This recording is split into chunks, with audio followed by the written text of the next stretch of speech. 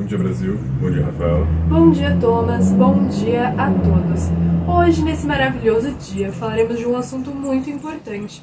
E mesmo que no Brasil não tenhamos tantos profissionais na área, houve um crescimento considerável e impressionante desses profissionais na última década. Eu estou falando nada mais, nada menos do que da ecologia. Você sabe o que é isso, meu caro telespectador? Não? Tudo bem. Eu vos explico. A ecologia estuda os habitats dos seres vivos, as relações entre o meio e a vida, ou seja, é a ciência que busca conhecer o funcionamento da natureza. Sendo assim, sua importância é enorme para a vida.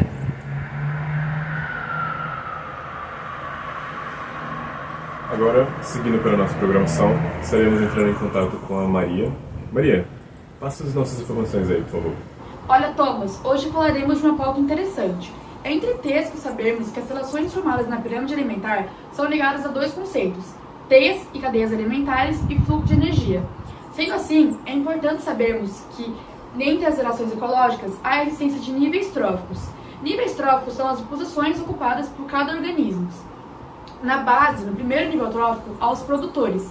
São aqueles organismos que produzem o seu próprio alimento, eles são autótrofos, que eles produzem os seus alimentos através de fotossíntese ou quimiossíntese, que é um exemplo disso são as plantas e as algas. Depois, há os consumidores, que não são responsáveis por produzir o seu próprio alimento. Eles são herbívoros, carnívoros, eles podem comer ou os produtores ou outros consumidores através da caça. Eles possuem menor quantidade de energia, os produtores são os que possuem maior quantidade de energia. Depois, há os decompositores. São os fungos, as bactérias, são organismos responsáveis por decompor os produtores e os consumidores. Eles também são responsáveis porque eles trazem a maior reabsorção de nutrientes pelo ambiente. Agora que a gente já falou sobre os níveis tróficos, fica fácil de entender os conceitos de cadeia e teia alimentar. Cadeia alimentar são as relações sequenciais entre os produtores e os consumidores.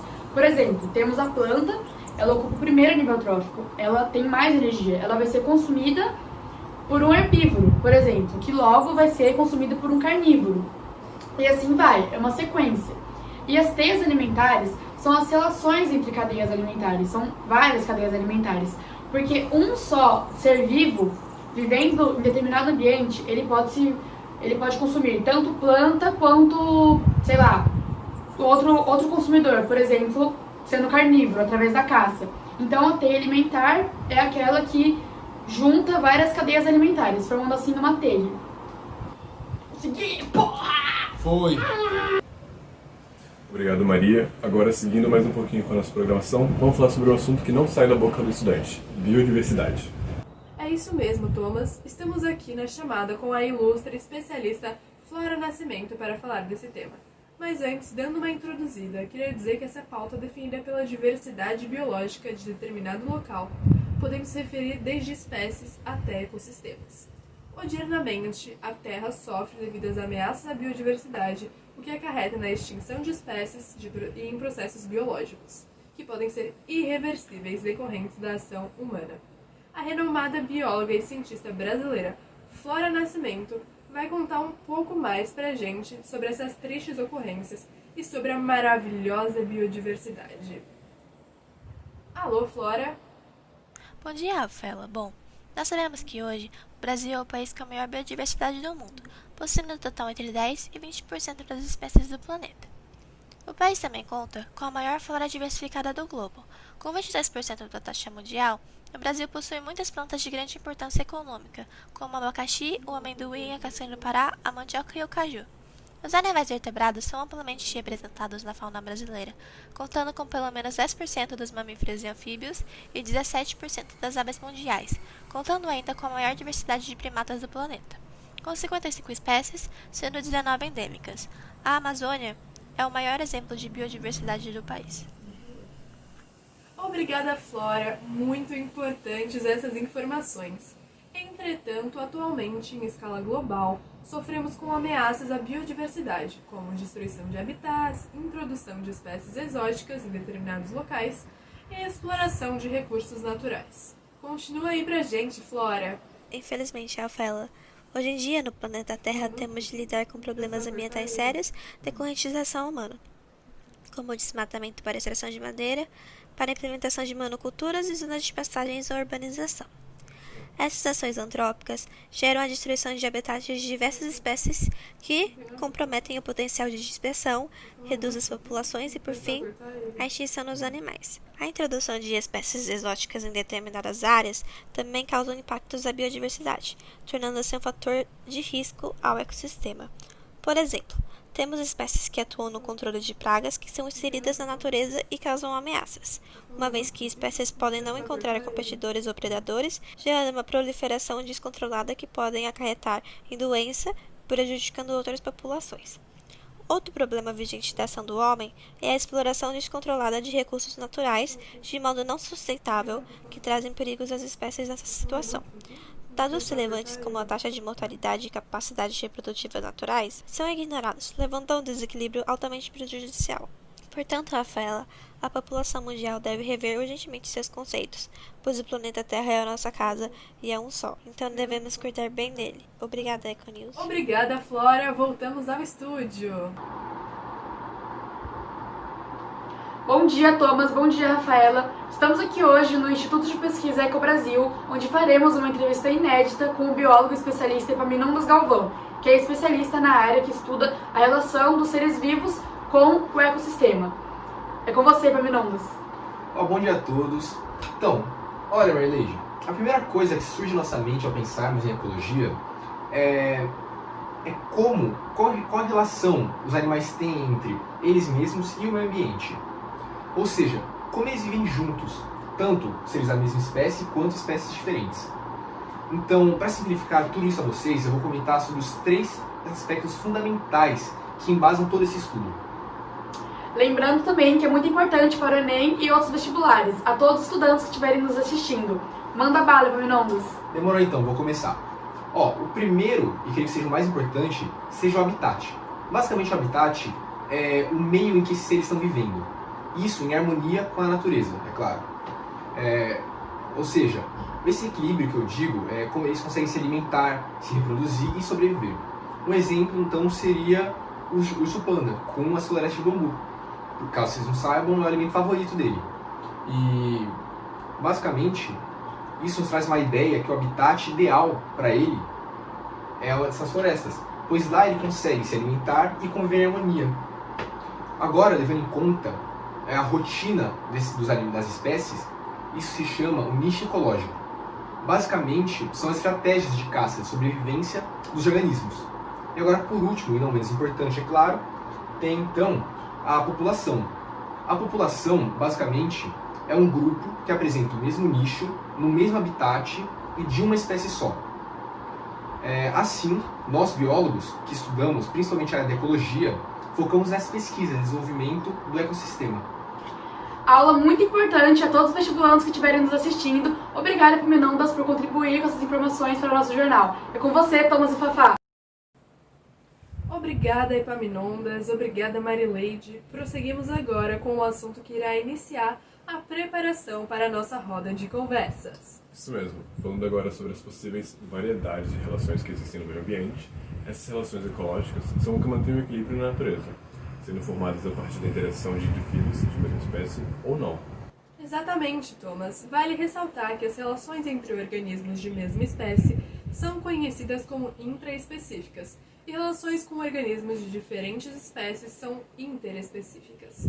Ao pensar nas relações, temos uma incrível pergunta: são harmônicas ou não? Para descobrir mais, fique ligado na nossa Roda Viva após o intervalo.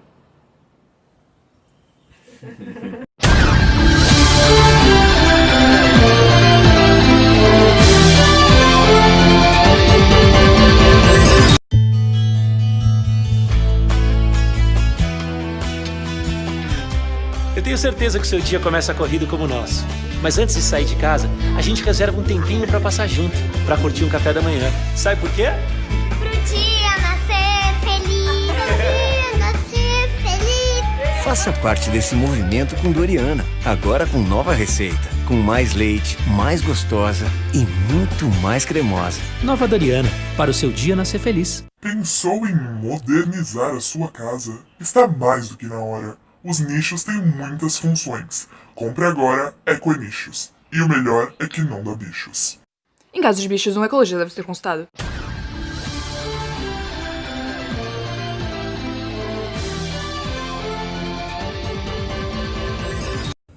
Estamos de volta aqui com os nossos convidados do dia, o mestre, professor e biólogo Felipe Bonner pela USP e o doutor ecologista Clarissa Medley pela Unesp. Preparados para a nossa roda? Sem mais delongas, seguiremos com a programação. Boa tarde, âncora. Boa tarde, Clarissa. Boa. Vamos começar com as relações interespecíficas? Mediador? Sim. Então, nos conte um pouco sobre os diferentes tipos de relação que diferentes espécies podem ter entre si. Claro! Primeiramente, gostaria de mencionar as possíveis harmonias que existem no ecossistema. A protocooperação é uma relação formada por indivíduos que conseguem sobreviver individualmente, mas que acabam se associando a outros seres em busca de melhores condições de vida para a espécie. Tem uma outra relação que eu também gostaria muito de mencionar, quer dizer, são muitas, né? Mas tem essa daqui que também é benéfica, que é o gregaísmo. Esse pode ser considerado um método de junção da espécie que abrange todos eles em um tipo de rebanho com o principal objetivo de manter a proteção de todos os indivíduos posicionados. Por fim, nós temos a relação de mutualismo, que é que eu gostaria de esmiuçar mais, assim. Enfim, quando acontece uma necessidade do organismo se conectar a outro, é conhecida como mutualismo, porque a partir das suas relações é possível acontecer uma troca de energia ou de alimento.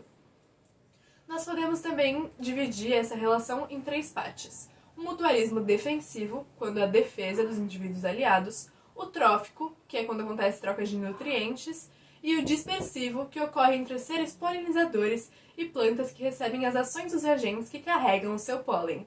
Nossa, obrigado, Clarissa. É realmente bem interessante pensar que esses seres realizem todas essas relações naturalmente. Agora teremos as relações em que apenas um indivíduo recebe vantagem, enquanto o outro apenas auxilia? Exato. E começando pelo equilibrinismo, uma relação em que um dos organismos se instala no outro, buscando a proteção e recursos naturais, pode ser separado também de uns 3 subníveis.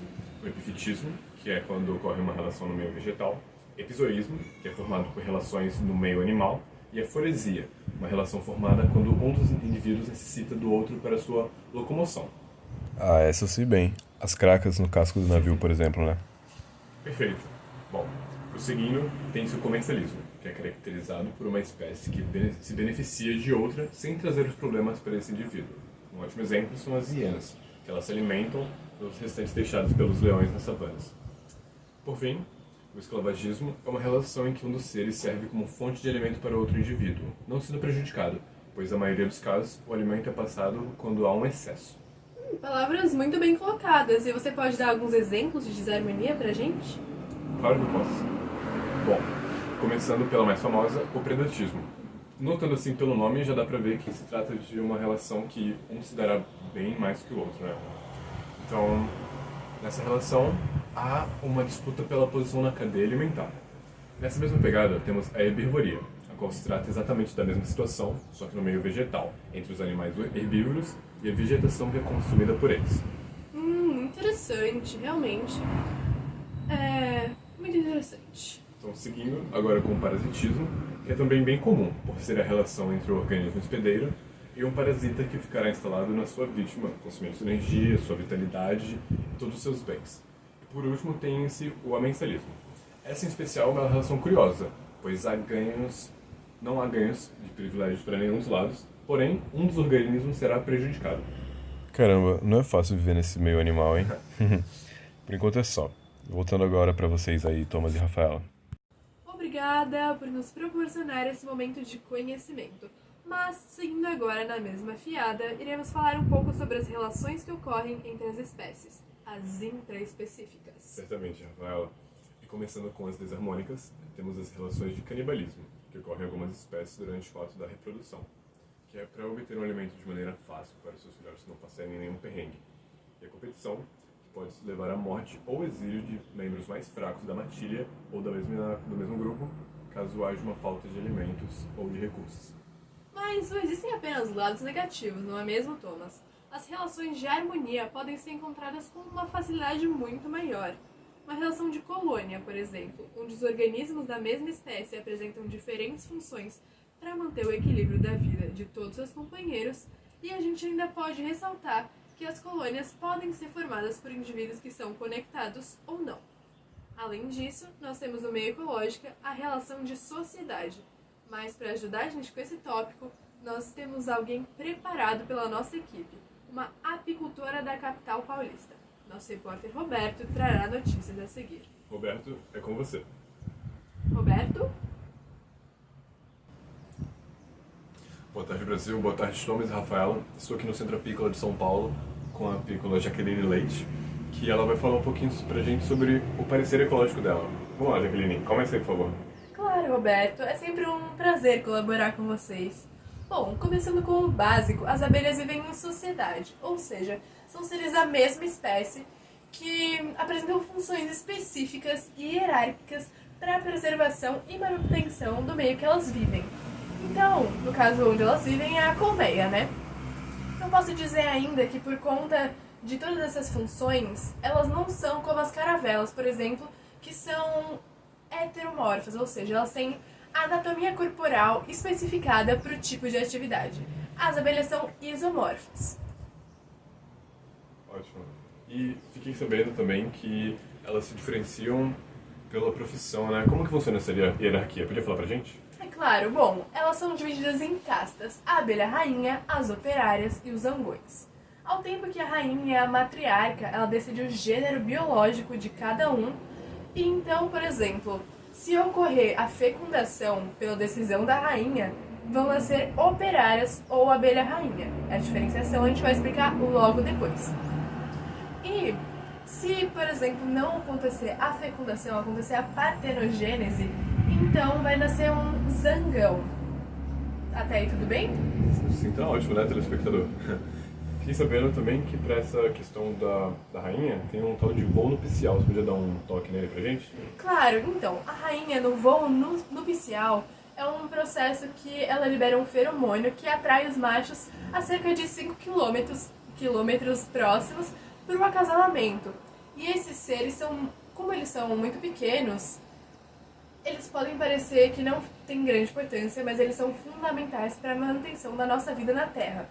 A biodiversidade do nosso planeta tem sofrido diversas ameaças com a destruição dos habitats naturais e, por mais que não pareça, com a introdução de espécies exóticas no nosso país. Eu falei que eu ia falar e vou falar também, né? Para a gente diferenciar as abelhas rainhas das abelhas operárias é muito simples. Basta você pensar na alimentação. As abelhas rainhas são alimentadas com a geleia real e as abelhas operárias não. O zangão, se ele fosse alimentado com geleia real, também não se tornaria um rei, porque ele é N, um ser haploide. As abelhas, no caso as rainhas e as operárias, são seres diploides porque acontece a fecundação. Muito obrigado. Agora, voltando para os estúdios, é com vocês por aí. Muito obrigado, Roberto. Realmente as taxas de destruição da biodiversidade são bem altas. Um exemplo de introdução de espécies exóticas são os caramujos africanos, que estão crescendo cada vez mais aqui no Brasil, e os mexilhões dourados. Seguimos agora com os ciclos da matéria. Os ciclos marcam a movimentação de matéria nos ecossistemas. Temos a água, que é solvente universal e regulador térmico, tendo extrema importância para a vida na Terra. O ciclo da água será da seguinte maneira: a água evapora, condensa e forma as nuvens, que através dos ventos será levada aos continentes, acarretando na precipitação, que é a chuva. A taxa de evaporação é mais alta e a de precipitação é mais baixa nas áreas marítimas. A taxa de evaporação é mais alta e a de precipitação é mais baixa nas áreas marítimas, ocorrendo o contrário nas áreas continentais. A chuva nas áreas continentais, ela causa lagos, rios e lençol freático, tendo extrema importância para a manutenção da vida na Terra. Os seres vivos, eles liberam água para o ambiente através de evapotranspiração e a respiração. Dessa forma, se dá início ao ciclo do oxigênio, que é mais simples, porém tem muita importância para nós. Dessa forma, os seres sintetizantes, eles captam gás carbônico juntamente com a água e a luz da atmosfera, que faz a fotossíntese e gera como produto a glicose e o oxigênio. Dessa forma, o gás oxigênio é fixado através da respiração e gera como produto o gás carbônico, fechando o ciclo. São muitas informações, nós sabemos, mas vocês assistem o jornal para isso, não é mesmo? Definitivamente, Rafael. E falando do ciclo do carbono, precisamos levar em consideração que a maior fonte desse elemento é o gás carbônico CO2.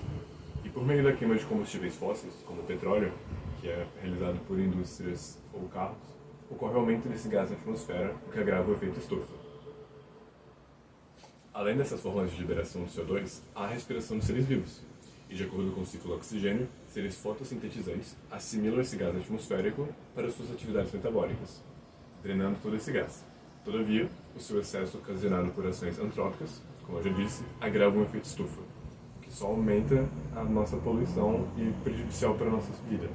A única coisa que tem como melhorar a situação é a ação de seres fotossintetizantes. Temos também outro ciclo fundamental, o ciclo do nitrogênio, também alcunhado de azoto. Considerado um dos mais complexos, esse ciclo é importante uma vez que o gás nitrogênio compõe cerca de 78% da atmosfera terrestre, sendo escasso na água e no solo. Gostaria de ressaltar que nós, animais e as plantas, não assimilamos o gás nitrogênio em sua forma original diretamente da atmosfera. Esse processo é feito por bactérias. Bactérias do gênero Rhizobium, que são encontradas em nódulos de raízes de leguminosas como a soja, azotobacters e cianobactérias, fixam o gás atmosférico em forma de amônia no solo. Contudo, a amônia não se encontra em sua forma original. O que acontece é a amonização, que transforma essa amônia em amônio, que sim estará no solo. Vale dizer que não só essas bactérias fixam a amônia, esse processo também provém da decomposição de matéria orgânica. Assim, o amônio sofrerá um processo oxidativo de quimiossíntese denominado nitrificação, que abrange a nitrosação por bactérias nitrosomonas e é um processo que transforma o amônio em nitrito, e a nitratação por nitrobacters, que converte esse nitrito em nitrato, uma substância menos tóxica e mais conveniente para a assimilação por fotossintetizantes, que usarão isso para a produção de proteínas e farão presença no ATP, no DNA e no RNA, movimentando assim esse gás pelas cadeias alimentares. Fora isso, o nitrato pode ser desnitrificado por bactérias pseudomonas por meio da respiração anaeróbica, que devolverá o gás para a atmosfera. Esse foi o Eco News de hoje. Boa noite, Brasil. Boa noite a todos. Boa noite, Rafael. Boa noite.